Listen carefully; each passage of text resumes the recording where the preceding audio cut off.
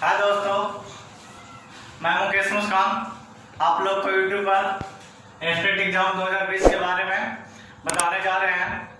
जो एग्जाम 28 जनवरी 2020 को हुआ था उसको कुछ कारणवश से रद्द कर दिया गया है और अब उसका एग्जाम ऑनलाइन लेने जा रहा है, जो अगली मंथ 9 सितंबर 2020 से 21 सितंबर 2020 तक एग्जाम ऑनलाइन चलेगा। इसके लिए हम आपको यूट्यूब पर मैथ और फिजिक्स पढ़ाने जा रहे हैं। उससे पहले आप लोग को इंट्रोडक्शन देते हैं कि जो स्टूडेंट अगर बीएससी प्लस बीएड किए हुए हैं उनके लिए जो सिलेबस जो है सीडीपी 25 नंबर पूछेगा, रीजनिंग 25 नंबर पूछेगा और जिस सब्जेक्ट से रहेंगे उस सब्जेक्ट से आपका 100 नंबर का पूछेगा, जिसमें अगर कोई स्टूडेंट बीएससी प्लस बीएड किए हुए हैं उनके लिए 9th और 10th क्लास से 80% पूछेगा और 11th और 12th क्लास से 20% पूछेगा। जैसे अगर कोई स्टूडेंट बीएससी में मैथ ऑनर्स से बीएड अगर किए हुए हैं तो उनके लिए 80% जो सिलेबस पूछेगा मैथ में वो 80% 9th और 10th से और 11th और 12th से 20% का क्वेश्चन पूछेगा। और मैथ के साथ आपका फिजिक्स, क्योंकि इस बार भी अभी जो एग्जाम डेट निकल गया है उसका भी सिलेबस अभी नहीं आया है। जैसे ही अगर उसका सिलेबस आता है आप लोग को सबसे पहले हम यूट्यूब पर डाल देंगे कि उसके बाद क्या आपका सिलेबस है। लेकिन अभी फिलहाल हम लोग को जो पिछला एग्जाम हुआ था उसी के अकॉर्डिंग हम अभी एग्जाम को तैयारी करवाएंगे कि 25 नंबर का मैथ आपका 80% 9th से मैथ और फिजिक्स दोनों और 11th 12th से 20% मैथ और 12। उसके साथ अगर जो student PG plus BEd plus PG किया हुआ है उनके लिए सीडीपी 25 नंबर, रीजनिंग 25 नंबर और जो सब्जेक्ट है मान लीजिए कि मैथ ऑनर्स है तो मैथ ऑनर्स में मैथ से 100 क्वेश्चन पूछेगा, जो 11th और 12th क्लास 80% का पूछेगा और बीएससी से 20% का पूछेगा। तो इतना इंट्रोडक्शन है दोस्तों। इसके बाद आज से हम अपना क्लास यूट्यूब पर स्टार्ट कर रहे हैं। वो क्लास 9 से होगा और 9 का आज से हम आप लोगों को नंबर सिस्टम पढ़ाने जा रहे हैं।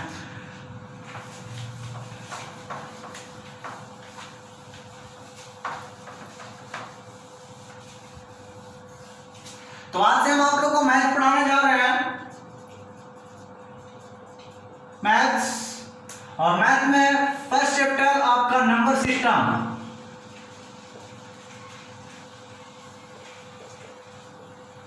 मैथ चैप्टर में सबसे पहला चैप्टर जो लेने जा रहे हैं हम नंबर सिस्टम।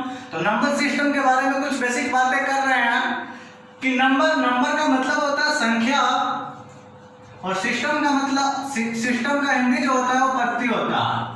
नंबर का मतलब संख्या और सिस्टम का मतलब होता है कि उस नंबर को आप कितने तरीके से रिप्रेजेंट कर सकते हैं, उस संख्या को कितने तरीके से रिप्रेजेंट कर सकते हैं या कह सकते हैं कि उस संख्या को हम कितने तरीके से दर्शा सकते हैं। ये होता है नंबर सिस्टम। अब नंबर सिस्टम पढ़ने से पहले हम बात को गौर करेंगे नंबर पे कि नंबर और डिजिट में क्या अंतर होता है। जैसे अगर कोई संख्या 12 है तो 12th में नंबर जो होगा कि एक ही होगा, लेकिन डिजिट की बात करें तो 1 और 2 मतलब डिजिट हो जाएगा 2 डिजिट हो जाएगा, 2 डिजिट। नंबर कितने 1 और डिजिट कितने 2। उसी प्रकार अगर 123 की बात करते हैं कि 123 में नंबर कितने और डिजिट कितने हैं तो 123 जो बना एक ही नंबर है। ये संख्या जो बना 123 एक नंबर हुआ, एक नंबर। लेकिन इसमें डिजिट की संख्या पूछा जाए तो 1 2 3। डिजिट का हिंदी नंबर का हिंदी होता है दोस्तों संख्या और डिजिट का हिंदी होता है अंक। तो यहां तक आप लोग को बातें समझ में आ रही होगी। इसके बाद आपको आगे बताते हैं और अगर जो भी आपको डाउट हो वो कमेंट्स में आप दे सकते हैं। अब नंबर के बारे में जानकर उसके बाद हम जानेंगे कि नंबर लाइन क्या होता है। नंबर लाइन मतलब संख्या रेखा, कि संख्या रेखा होता क्या। तो संख्या रेखा वैसी रेखा होता है जिस पर हम बहुत सारे संख्याओं को दर्शा सकते हैं। जैसे अगर कोई लाइन लिया और इस लाइन पर 1 2 3 4 5 6 7 डॉट डॉट डॉट से लेकर कहां तक, इंफिनिटी तक, 0 -1 -2 -3 -4 डॉट डॉट डॉट -5 से लेकर -इंफिनिटी तक। तो ऐसा कोई लाइन जिस पर हम बहुत सारे संख्याओं को, अंगित संख्याओं को दर्शा सकते हैं, उसी को हम लोग बोलते हैं नंबर लाइन। अब हम लोग देखेंगे कि नंबर लाइन पर हम कौन कौन संख्याओं को दर्शा सकते हैं। तो ये हुआ नंबर लाइन। तो नंबर लाइन का अगर डिफिनेशन देखना चाहते हैं तो लिखिएगा कि मतलब वैसा लाइन जिस पर हम बहुत सारे संख्याओं को दर्शा सकते हैं, बहुत सारे संख्याओं को रिप्रेजेंट कर सकते हैं, उसी को नंबर लाइन हम लोग बोलेंगे। उसके बाद नंबर लाइन में ही जैसे अभी हम आपको बताएं कि 0 1 2 3 4 5 डॉट डॉट डॉट से लेके कहां तक, इंफिनिटी तक, और इधर में -1 -2 -3 -4 -5 से लेकर -इंफिनिटी तक आप किसी भी संख्या को इस नंबर लाइन पर दर्शा सकते हैं। तो अब देखिए, मान लीजिए कि इस नंबर लाइन पर दर्शा दिए हैं, तो इस नंबर लाइन पर इसको बोल सकते हैं कि रियल नंबर उसके बाद होता है रियल नंबर, वास्तविक संख्या है।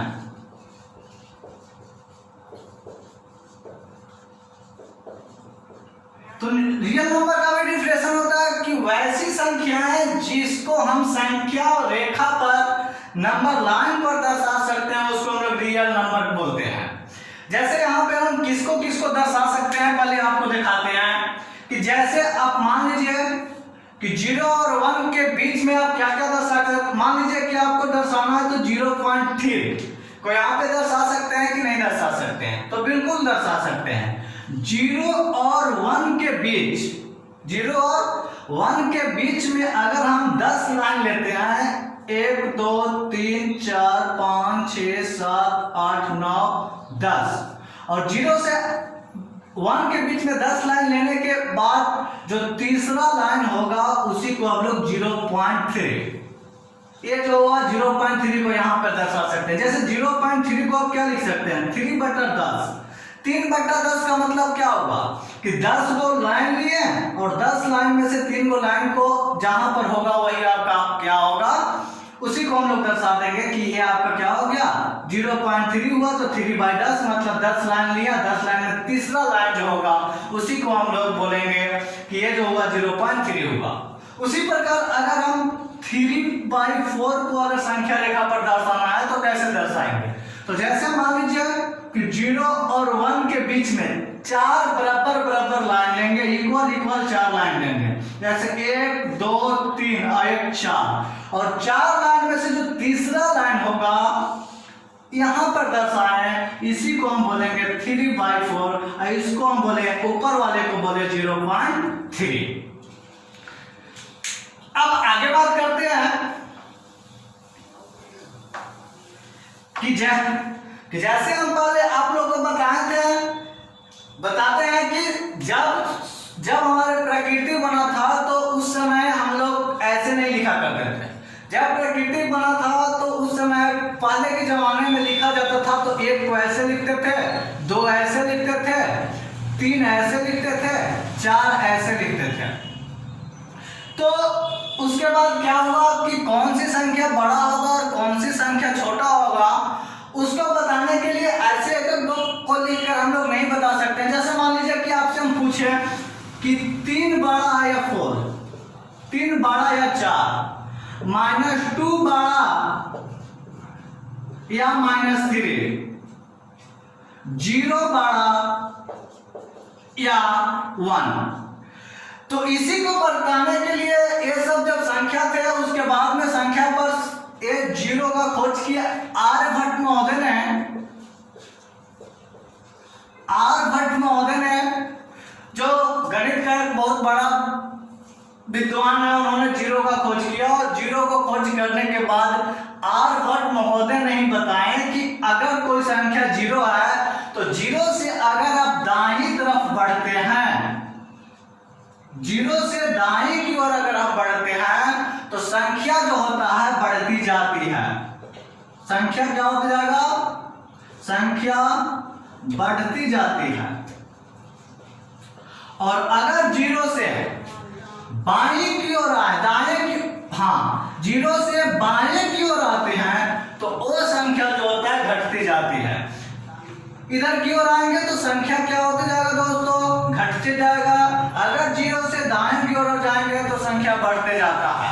जैसे एग्जांपल में आपसे पूछे कि यहाँ जीरो से कौन बड़ा है कौन छोटा, तो जीरो से अगर 1 पर आते हैं तो जीरो से 1 पर आ रहे हैं तो दाएं की ओर आ रहे हैं, इसलिए जीरो से 1 जो है क्या है? छोटा है। और जीरो से 1 क्या है? छोटा है। जीरो से 2 भी छोटा है, -2। यहाँ पे बोल सकते हैं कि -1 बड़ा या -2, तब आपको जवाब आ गया होगा कि -1 यहाँ पर होता है और -2 यहाँ पे होता है। मतलब हम बाएं की ओर आ रहे हैं तो बाएं की ओर आते हैं, इसलिए -1 से छोटा कौन? -2, -2 से छोटा कौन? -3, -3 से छोटा कौन? -4, -4 से छोटा -5, इसी तरह इनफिनाइट का। तो अब यहाँ से आपको ध्यान में आ गया होगा कि जीरो से अगर बाएं ओर आते हैं तो संख्या होती है क्या? घटती जाती है। लेकिन अगर जीरो से दाएं की ओर जाते हैं तो हमारी संख्या बढ़ती जाती है। जैसे आपसे पूछे कि 3 बड़ा है 4, तो 3 कहाँ है? यहाँ पे। और 4 कहाँ है? यहाँ पे। तो 3 से कहाँ क्यों जा रहे हैं? बाएं की ओर जा रहे हैं, इसलिए 3 से बड़ा होगा 4। उसी प्रकार अगर हम बात करते हैं कि -2 बड़ा या -3, तो -2 यहाँ पर है और -3 यहाँ पे है, तो मतलब हम बाएं की ओर आ रहे हैं, इसलिए -2 बड़ा है किससे? -3 से। उसी प्रकार 0 बड़ा या 1, तो 0 यहाँ पर है और 1 यहाँ पर है, तो इस तरफ क्या आते जा रहे हैं? बाएं की ओर नहीं दाएं की ओर आ रहे हैं, इसलिए 0 से बड़ा कौन? 1 है। यहां तक आप लोगों को समझ में आ गया होगा। अब आगे आप लोगों को बताने जा रहे हैं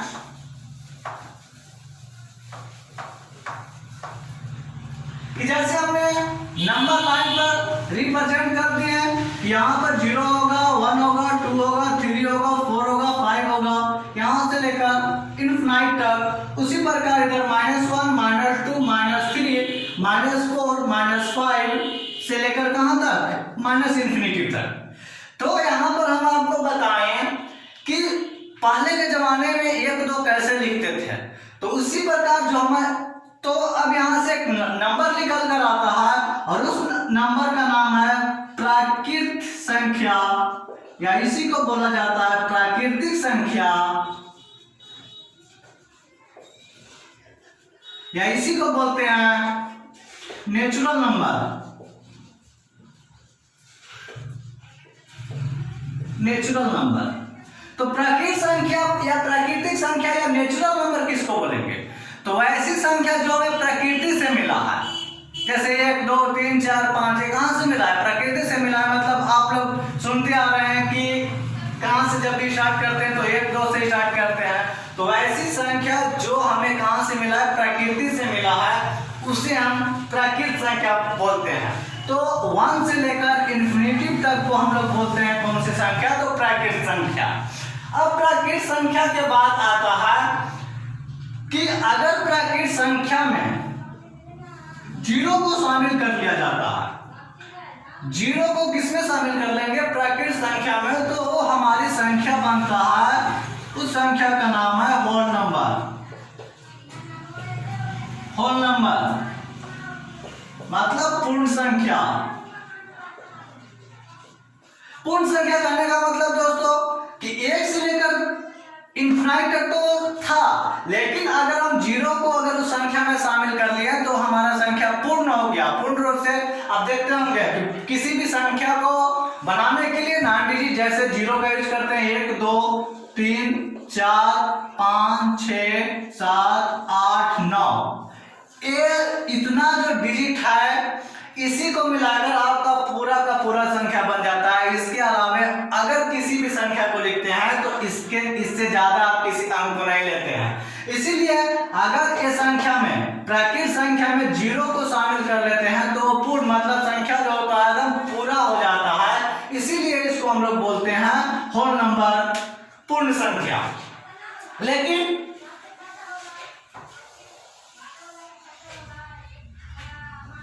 माइनस इंफिनिटिव से लेकर प्लस इंफिनिटिव तक, मतलब सभी संख्याओं को इसमें शामिल कर लिया जाता है, चाहे वो प्लस में हो, चाहे माइनस में हो, चाहे वो 0 में हो, सभी संख्याओं को एक में शामिल कर लिया जाता है। तब उसको बोलते हैं इंटीजर,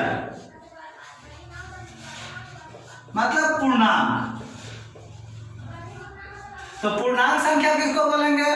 तो वैसी संख्या है जिसमें माइनस इंफिनिटिव से लेकर प्लस इंफिनिटिव तक के संख्याएं शामिल होता है, उसको इंटीजर बोलते हैं। और इंटीजर को जेड से सूचित किया जाता है ऐसे, और होल नंबर को आपका डब्ल्यू से, और प्राकृत संख्या को एन से सूचित किया जाता है। तो अब यहां पर हम आप लोग से कुछ सवाल करते हैं। जैसे हम मानते हैं कि 5 क्या है, तो 5 यहाँ पर है कि 5 1 से लेकर 5 तक है, तो 5 तो नेचुरल नंबर भी है। 5 क्या है? 5 नेचुरल नंबर भी है। 5 जो है 0 से शामिल हो रहा है यहां तक, तो 5 जो है होल नंबर भी है, और 5 इंटीजर भी है। 5 की बात करें तो 5 नेचुरल नंबर भी, 5 होल नंबर भी, और 5 इंटीजर भी। उसी प्रकार अगर बात करते हैं कि -2 कौन सा संख्या है, तो -2 सिर्फ और सिर्फ इंटीजर होगा, क्योंकि इंटीजर माइनस इंफिनिटिव से लेकर प्लस इंफिनिटिव तक। लेकिन यहाँ पे -2 कहाँ पे है? तो यहाँ पर है। तो क्या ये पूर्ण संख्या हो सकता है? नहीं। पूर्ण संख्या कहाँ से? 0 से लेकर प्लस की तरफ। क्या ये प्राकृत संख्या हो सकता है? नहीं, प्राकृत संख्या नहीं हो सकता, क्योंकि प्राकृत संख्या 1 से लेकर कहाँ तक? इंफिनिटिव तक। लेकिन यहाँ 0 के बाद इधर आएगा तो ये -2 है, इसीलिए -2 क्या प्राकृत संख्या होगा? नहीं, प्राकृत संख्या नेचुरल नंबर नहीं। क्या होल नंबर होगा -2? नहीं, होल नंबर में नहीं होगा। क्या इंटीजर होगा? हाँ। तो ओनली वन क्या होगा? -2 जो होगा ओनली वन क्या होगा? इंटीजर होगा। उसी प्रकार अगर हम 0 की बात करते हैं कि 0 कौन कौन सी संख्या है, तो 0 क्या नेचुरल नंबर होगा? नहीं, नेचुरल नंबर कहां से स्टार्ट होता है? 1 से, इसलिए 0 जो है नेचुरल नंबर नहीं है।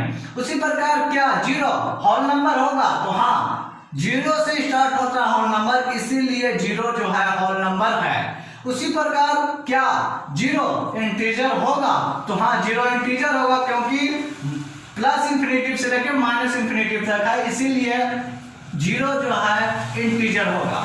यहां तक अगर आपसे क्वेश्चन पूछता है तो यहां तक आप लोग को कोई दिक्कत नहीं होगा। जो भी दिक्कत होगा वो कमेंट सेक्शन में आप सेंड कीजिएगा।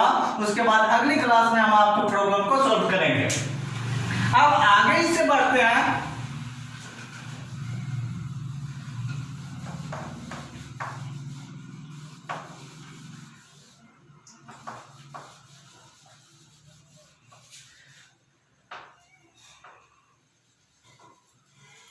अब देखिए, फिर से हम नंबर लाइन की बात करते हैं। नंबर लाइन पर फिर से आते हैं कि नंबर लाइन पर कौन कौन संख्या को दर्शा सकते हैं। तो अभी हम आपको बोले कि 0.3 को नंबर लाइन पर दर्शाना हो तो क्या कीजिएगा। तो 0.3 को दर्शाना है तो 0 और 1 के बीच में 0.3 को क्या लिख सकते हैं? 3/10। तो 10 इक्वल लाइन लेंगे, जैसे कि 1 2 3 4 5 6 7 8 9 और एक 10। और तीसरा भाग मतलब 1 2 तीसरा जो लाइन होगा इसको हम 0.3 बोल सकते हैं, या इसको 3/10 बोल सकते हैं।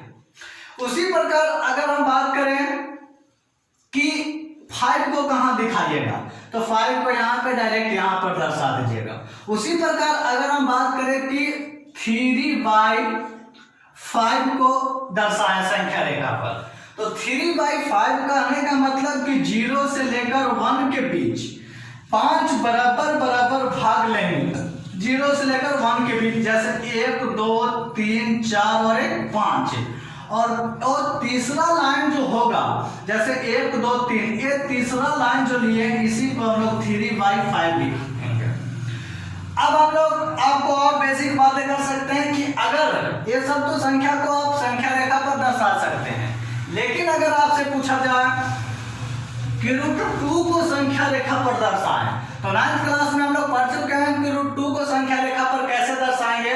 तो √2 को संख्या रेखा पर दर्शाने के लिए √2 को संख्या रेखा पर दर्शाने के लिए हम लोग क्या करते थे कि 0 1 2, अब 0 से लेकर 1 तक की एक लाइन लेते हैं, यहां से यहां तक चाप काटते हैं और इस चाप को काटकर फिर यहां से लेकर ऊपर तक एक इकाई लेते हैं। यहां से लेकर यहां तक आपका एक इकाई हुआ और इसी एक इकाई को लेकर ऊपर तक लिया जाता है। तो अब यहां से देखिए, अगर यहां पर चलते हैं तो यहां पे आपका समकोण त्रिभुज बना और ये भी एक है और ये भी एक है, तो एक के स्क्वायर करेंगे प्लस फिर एक का स्क्वायर करेंगे, मतलब 1 + 1 के अंडर √ करेंगे। अगर इसकी लंबाई मान लीजिए कि ये है, बी है और ये ओ है या सी है, इसको मान लीजिए, तो यहाँ पर अगर आप AC के स्क्वायर निकालना चाहते हैं तो एक और एक कितना आ जाएगा, √2। अगर तो वही AC बराबर कितना आ जाएगा, √2। मतलब इस रेखा की लंबाई कितनी हो जाएगी आपको, √2।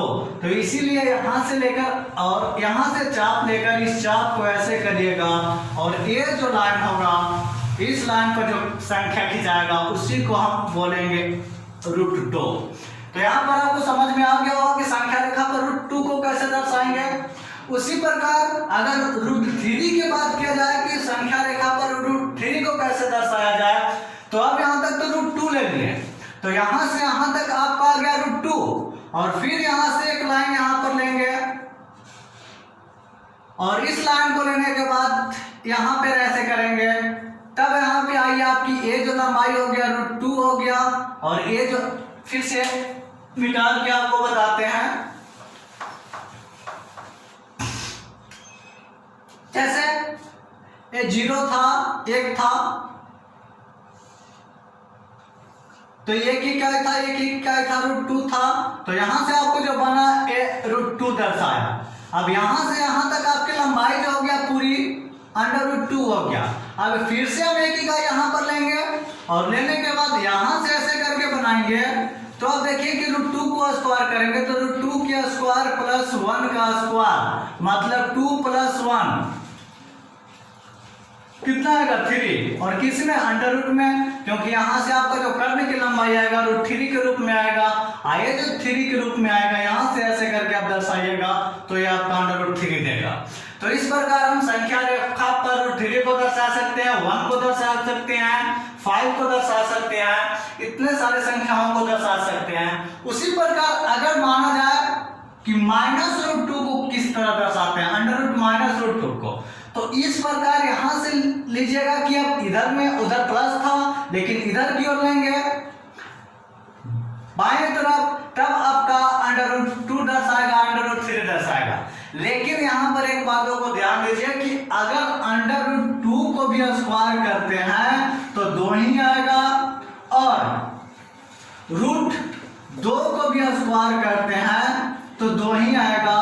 इस प्रकार कर सकते हैं कि ये √2 -√2 जो है, सिर्फ हम इसको क्या कर सकते हैं, इमेजिन कर सकते हैं, मतलब कल्पना कर सकते हैं कि यहाँ पर हम दर्शा रहे हैं। लेकिन एक्चुअली क्या होता है कि √-2 को स्क्वायर करेंगे तो 2 और √2 का भी स्क्वायर करेंगे तो 2 ही आएगा। इसीलिए यहाँ से 2 नंबर हमारे को बन रहा है। पहला नंबर जो बनता है यहाँ पे, अब नंबर को यहाँ से 2 भागों में बांटा गया। पहला एक तो होगा रियल नंबर और दूसरा जो होगा इमेजिनरी नंबर।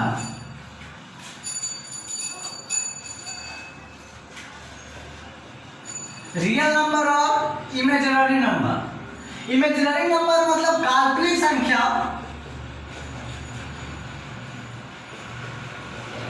रियल मतलब वास्तविक संख्या।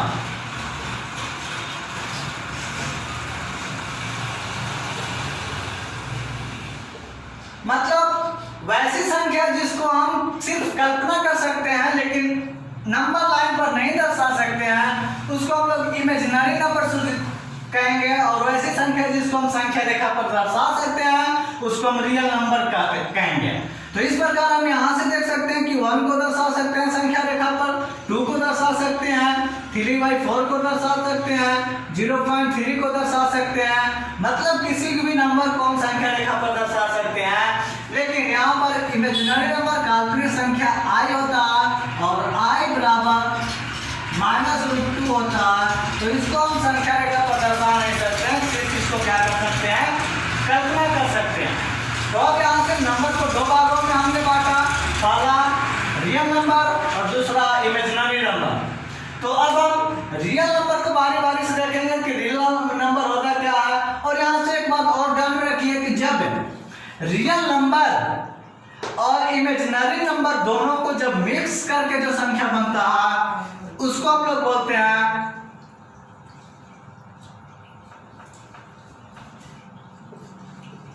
Complex number.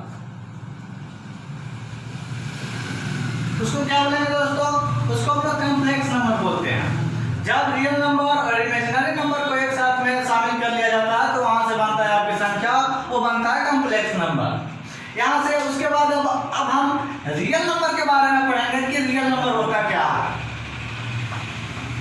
तो वैसा नंबर जिसको हम संख्या रेखा पर दर्शा सकते हैं वो रियल नंबर कहलाता है। अब यहाँ से रियल नंबर भी होगा और दो भागों में रियल नंबर भी अब बटेगा, ये दो भागों में बांटा जाता है। रियल नंबर को अब हम लोग बांटेंगे तो रियल नंबर को भी अब दो भागों में बांटेंगे। पहला रेशनल नंबर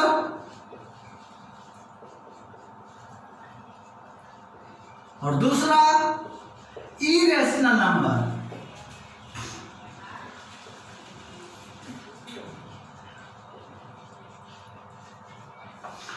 मतलब परिमेय संख्याएं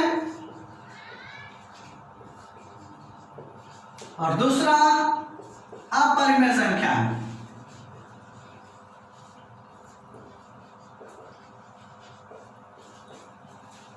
अब रियल नंबर रेशनल नंबर किसको बोलेंगे, परिमेय संख्याएं किसको बोलेंगे, तो वैसी संख्याएं जिसको हम लोग p/q के रूप में लिख सकते हैं।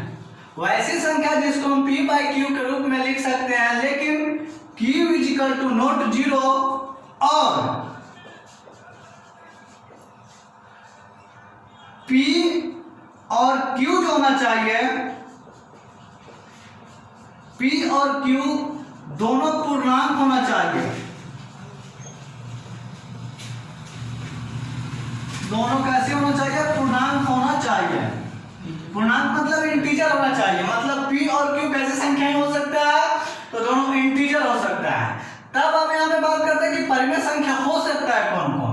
तब यहाँ पे 1 परिमेय संख्या हो सकता है क्योंकि 1 को 1/1 लिख सकते हैं, 2/1 लिख सकते हैं, 2/1 भी परिमेय संख्या होगा, 3/4 भी परिमेय संख्या होगा और इसी तरह आगे तक आपको जाएगा वो परिमेय संख्या हो सकता है, अनगिनत परिमेय संख्या हो सकता है। उसी प्रकार अपरिमेय संख्या किसको बोलेंगे, तो वैसी संख्या है जिसको हम p/q के रूप में नहीं लिखा जा सकता है। लेकिन यहाँ पे आप जीरो को देखिए कि जीरो कौन सी संख्या होगा, तो q = नॉट 0 मतलब नीचे जीरो नहीं हो सकता है लेकिन ऊपर जीरो हो सकता है। ऊपर जीरो हो सकता है मतलब 0/1, 0/2, 0/2। तो 0/1 या 0/2 करेंगे तो आंसर क्या आएगा, 0 आएगा। तो जीरो भी हमारा कौन सी नंबर में आ जाएगा, तो जीरो भी हमारा परिमेय संख्या में आ जाएगा।